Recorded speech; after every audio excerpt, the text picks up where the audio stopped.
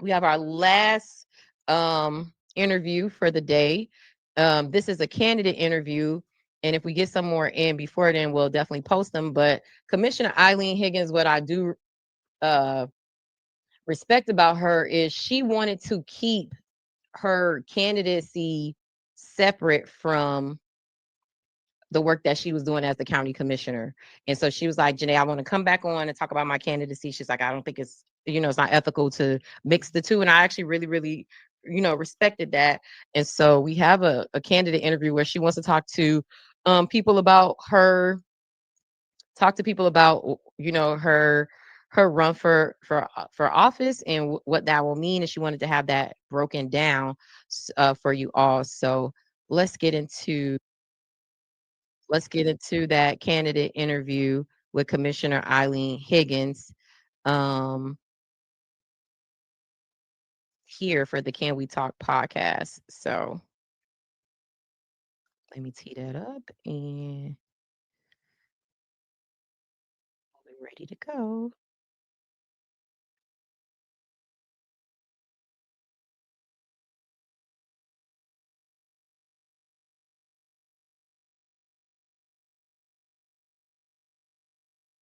So let's stop sharing here.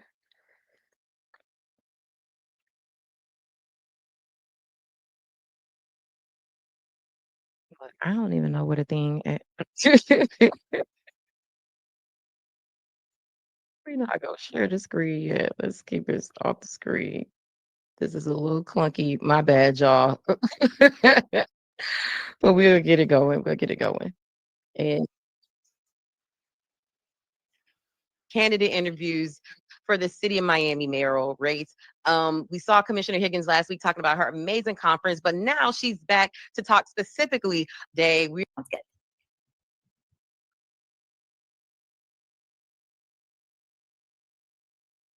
Hello, News family. We have another great interview today. We are doing candidate interviews for the city of Miami mayoral race. We saw Commissioner Higgins last week talking about her amazing conference, but now she's back to talk specifically about her run for the city of Miami mayor. So without further ado, I would love to welcome back to the show Commissioner Eileen Higgins. Hey. Well, hello. How are you? I'm good. You came back real quick. I love Well, it. you invited me real quick. So hope your week has been going well. I think you were traveling, so hope that was good. Yes, yes. I just got back from Utah and back at work and doing this type of work that I love so much. So thank you for coming back on the show. Anytime, anytime. Yeah. So, Commissioner Higgins, I want to jump right into it because anyone who saw the interview last week, and I definitely would encourage anyone to go watch it because you shared a lot of gems about the work that you're doing as county commissioner. But now we're switching gears and we're talking about your candidacy for Miami mayor. Let's Yeah. just start here. What made you say, "Let me throw my hat. Let me throw my hat in the ring"? Well, I represent a third of the city of Miami now in my county commissioner's job. So I'm well acquainted with the city of Miami. And like many people, I live in the city. I love the city. And when I watch in the media what's going on at City Hall, a lot of times it's chaos. And, when City Hall is in chaos, absolutely nothing is getting done for the people. And we have a number of people running that have been involved in uh, corruption schemes, distraction schemes, yelling and shouting one or the other at the dais. And I have a track record from the county of accomplishments, right? I'm a mechanical engineer. I have a lot of private sector experience and then also public service experience. I was the director of the Peace Corps in Belize. And I just think that it is time for the city of Miami to turn its focus back on the people, back on the residents, back on our neighborhoods, back on the things that we need, right? We need to build more affordable housing, right? We need to make sure our neighborhoods don't flood. We need to, as we talked about last week, lift up small businesses and entrepreneurs so we have a strong economy. And we also have to make sure it happens in every neighborhood, not just a couple of neighborhoods. So I declared that I was going to run in April, and election day is less than 2 weeks. Yeah, just a few days away. So yeah.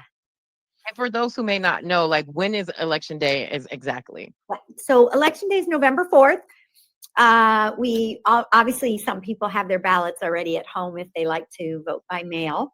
And then the city has 10 days of early voting from the 25th until November 2nd. So it's Saturday, Sunday, Monday through Friday, Saturday, Sunday. There's a number of locations, very convenient to every neighborhood. And during early voting, you go anywhere you want. So you can go to the one that's close to where you live. You can go to the one that's close to where you work. You can go to the one that's close to your kid's school. Very, very convenient. And on election day, you got to go to your polling location, which is either written on your, you can check your voter registration card, or of course, the supervisor elections has a great website. You can go check out where you want to vote on election day. But early voting is the easiest. I'm going to vote early. So Yeah, I like early voting because you said like the convenience of going where is yeah, closest to you, in your yeah, commute or something like yeah. that. So y'all make sure y'all get out there and vote, vote, vote. And so I want to know, I know you're out there, you're knocking on doors, you're canvassing, you're at community events. Commissioner Higgins, what are the people telling, what are voters telling you that they want to see in the city of Miami? What do they want to see changed? And what is your plan to address those things that you're hearing firsthand from people in the community? I think affordability, right? Absolutely affordability. And you've got two kinds of folks, right? You've got homeowners that are having trouble staying in their homes, right? Because insurance costs are so high. And so they're really looking to say, can we look deeply into the city's budget to try to save money so we could lower property taxes, right? So that's an absolute must. Looking at the budget, making sure money is being spent wisely so we could put money back in the pockets of homeowners. But 7 out of every 10 people in the city, they don't own a home. They rent, right? And so lowering property taxes doesn't help them. And so in that case, we have to build more affordable and workforce housing. And that is something I have focused on ruthlessly at the county, already building thousands of units open. They're open, thousands of units for whether it's a low income senior citizen on a fixed income, a working family, or a young person who might be a recent college grad. We have to have units that are affordable for people to live in when they're in the rental class. And one of the ways to do that is to use land that is the city's land. That's what I've done at the county. And the county's land is not the county's land. It's people's land. It's your land. It's my land. I think there's a song about that. But anyway, it's the city. I'll give you an example. The soccer stadium, right? I don't know about you. I'm kind of excited to have a soccer stadium, right? But the city gave away acres and acres of land to build a soccer stadium, but also other stuff, right? There's going to be some hotels because it's near the airport. There's going to be a couple of office buildings. There's going to be a beautiful park. You know what's not there? Housing.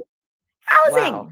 So how do you give away acres and acres and acres and acres of land and not build one unit of housing? If I had been mayor during that, that never would have happened, right? We'd be building housing there. And I still think there's time to, in the future phases, make sure we're swapping out offices for housing.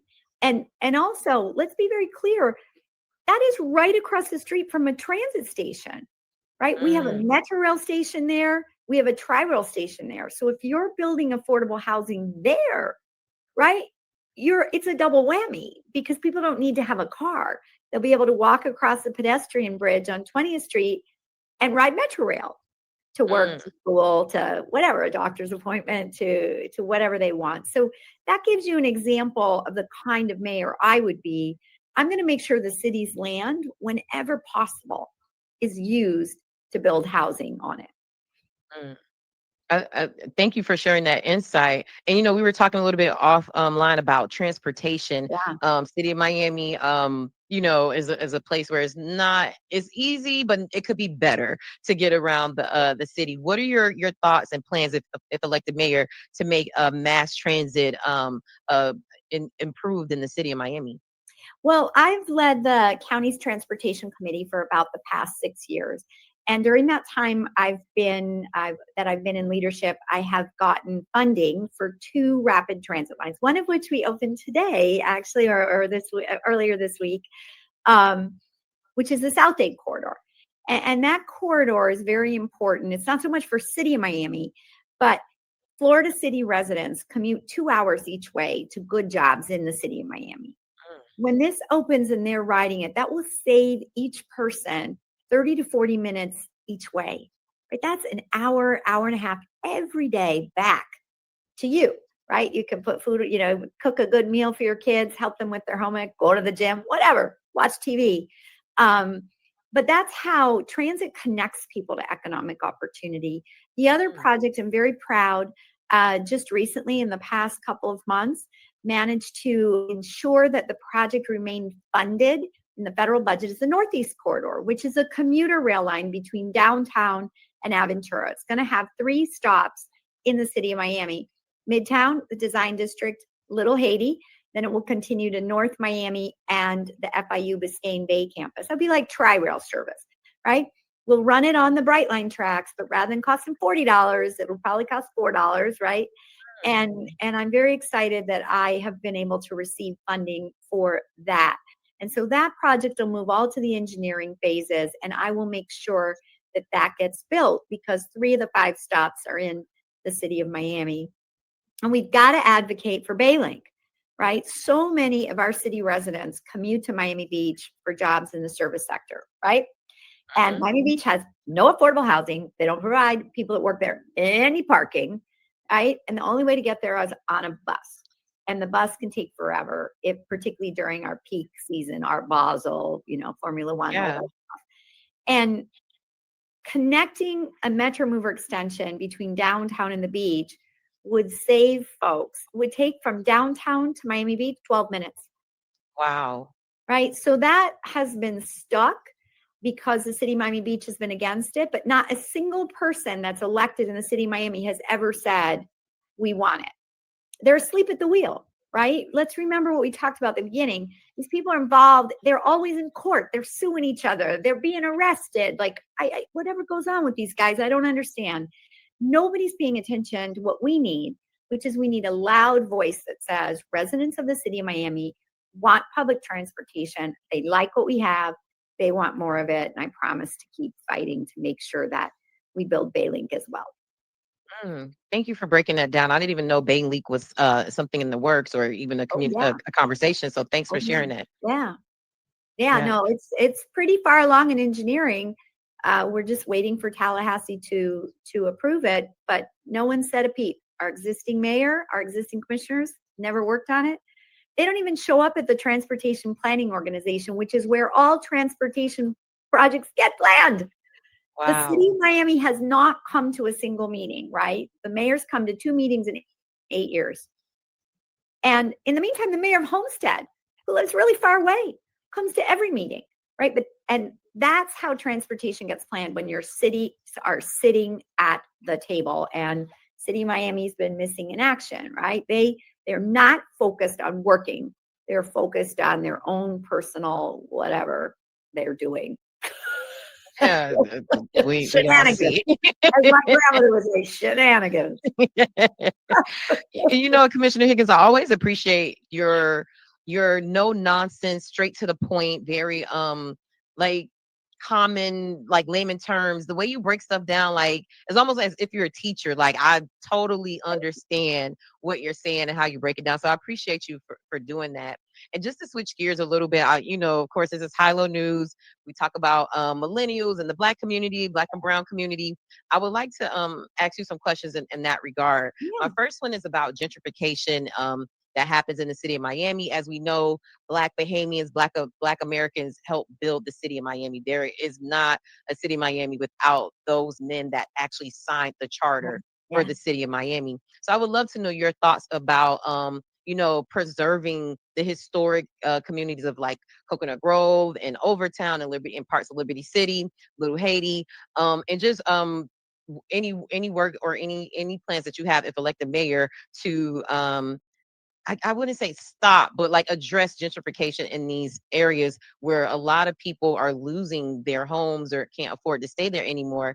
And these historic Black communities are kind of losing their soul, so to speak, because the people aren't staying there. So I would love to know your thoughts around that. I think that is really important, right? We don't want to be gentrifying the neighbors out of the neighborhood, right? Which doesn't mean we don't want neighborhoods to change or to improve or to get new housing or to have more parks, right? And we've talked about the affordability crisis. I was in the West Grove when we were having a really good conversation about the fact that the younger generation of they've moved away, right? And I'm like, well, y'all haven't built any housing here. There's nowhere for them to live, right? Like sometimes in order to make sure we have vibrant Black neighborhoods, we do have to add housing, but we've got to do it in a way that is respectful to the people that have lived there, right? And they have to be sure that they will never be evicted from their homes. And I'll give you an example of a place in Little Havana. When I got there, and this, it was horrible. 800 dilapidated units, mold everywhere, elevators not working. These were all senior citizens, right? Living there. And I'm like, look, guys, we have extra space. I'm going to build a building here. I'm going to build 100 units in this building. Y'all are going to move in from this 50 unit building. I'm going to demolish your building. And people were terrified. Well, guess what? All 50 of those people are in brand new units. They were not gentrified out of the neighborhood. They live in the neighborhood. But we also were able to add additional units. And certainly that's been what the county's tried to do up in Liberty City, right? This idea of concentrated poverty, it's horrible. Because when you concentrate poverty, you're not just concentrating poverty, you're taking away opportunity. And so mixed income neighborhoods are part of the solution. And so the rebuild of Liberty Square has intentionally made sure that we have working families, low-income families, and people that can pay whatever rent they have, market rate.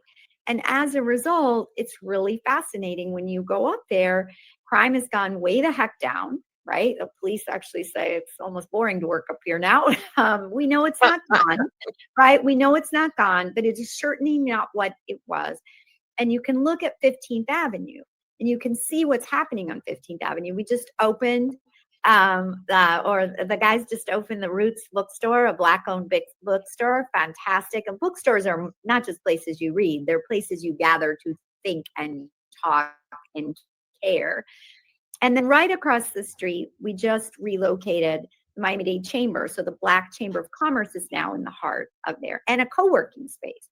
Right. So that's what's important is as you're building, right? Because, let's face it, Liberty Square, those buildings were falling apart. They had to be replaced with something more respectful and dignified. But you've got to make sure that the business owners that are there get to stay there, that there's places for people to thrive. And just because neighborhoods change doesn't mean people have to be thrown out of their neighborhood. The trick is, how is that change involving younger people and particularly young entrepreneurs, right? A lot of the folks in these historic neighborhoods might be older, but if we can harness the creativity of the young folks, right, their children, their grandchildren, to say, you know what? Yeah, I'm going to open a small business here. And yeah, I'm going to become an investor, right? That's the other thing, is to make sure we're using things like community land trust, right? Where we have actually young investors who are Black reinvesting in there. So there's part of the wealth building is happening from that. And so there's ways to do it. And sometimes we've seen that it's not been done well, right? And then for the people that own their homes, it's expensive to fix, right? There are ways we can do that. We can help them with property taxes. We can accelerate permitting. I mean, the permitting system in the city of Miami, like, it's notorious.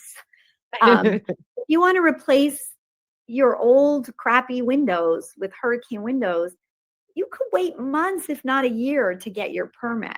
So that's keeping people from staying in their homes, right? Because a hurricane could come. It also means when you don't have those energy efficient windows, your electric bill is higher, right? So there's all kinds of ways to make sure our Black neighborhoods stay vibrant and interesting. And yes, there's going to be change, but we have to just make sure that that change includes the people that live there, doesn't exclude the people that live there. No, thank you so much for breaking that down. And I'm glad you spoke on like the, so to speak, brain drain, as people call it, like Yeah. a lot of millennials and even Gen Zers aren't, once they go to college, they're not coming back. They're not, they're not staying, or they're selling their grandmothers or their parents' homes.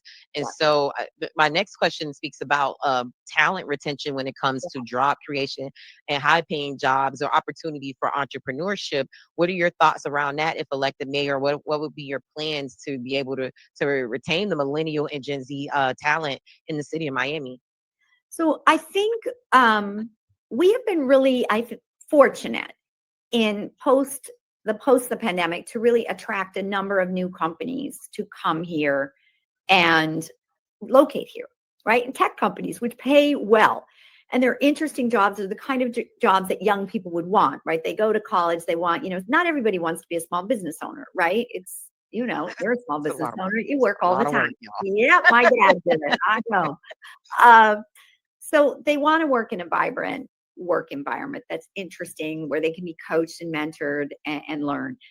So we've got to make sure that we are marrying the skills of our workforce, whether that is certificate programs at Miami-Dade College, which they can quickly get people certified in cybersecurity, in artificial intelligence, sometimes in 6 months, and prepare them for these jobs. So we've got to expand those programs. And one of the things I've been very lucky to be part of as county commissioner is we have received what's called, it's called the EDA, the Economic Development Administration. It's a government agency.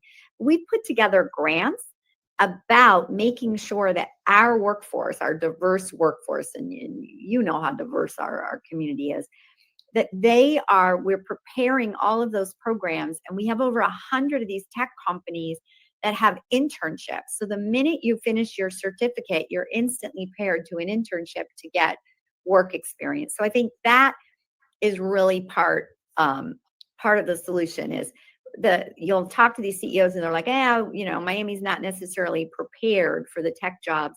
But that is changing. And we have places like particularly Miami College and President Pumariega, who is, when somebody says you don't have the talent, she goes, what skill are you looking for? I will create a program that will match exactly what Oh, you wow. need. So we've got to continue to get federal funds for that. We've been very, very successful at that. And we got to expand those kinds of programs, because this is an exciting place to live. And I'm not sure 20 years ago, what were you going to do? Work in tourism your whole life? Those aren't high paying jobs, right? Mm-hmm. They really aren't. So I don't blame young people for looking elsewhere, but I think our economy is diversifying, and I intend to make sure it diversifies even more, that we continue to attract fintech firms and med tech firms and crypto when it's safe, right? Those are jobs, right?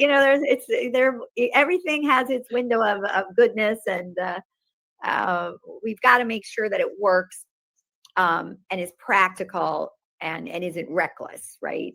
But and artificial intelligence, there's a ton of AI companies that are located here, Yes. ton, Mm-hmm. and so those are good jobs. We just got to make sure people know that they're here now.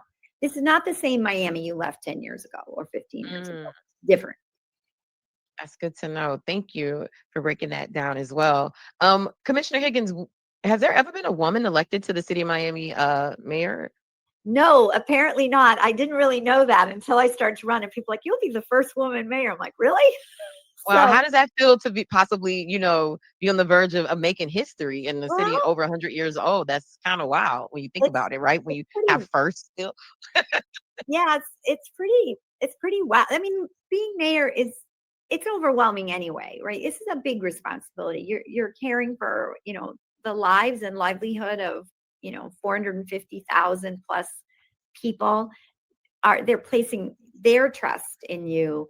But, like you, it's kind of cool to be a woman um doing this. And listen, you can't get elected, you can't get elected just by being a woman. Like, that's ridiculous. You have to have skills, you have to have the ability to communicate, the ability to think, the ability to manage people, and you have to bring everybody along. And so I'm proud to have the ladies supporting me, the gentlemen supporting me, and as we move the city forward. But I don't take the responsibility lightly, with Julia Tuttle and Mhm. all those folks, Mary Brickell. we were the place that was founded by women, really.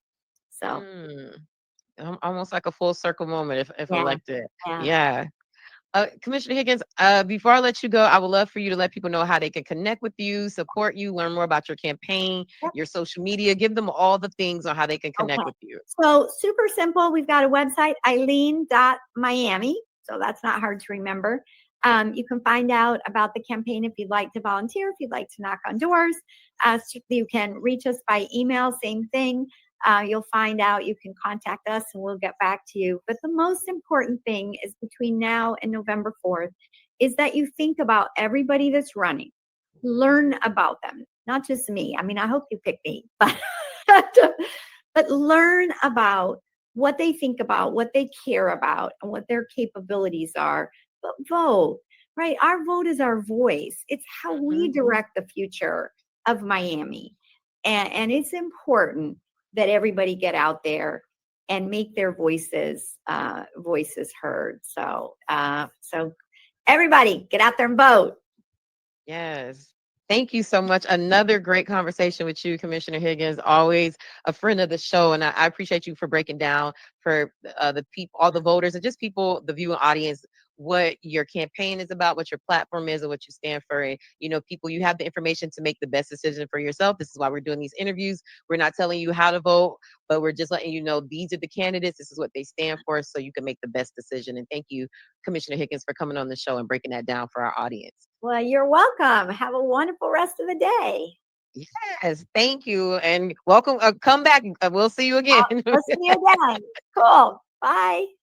Bye.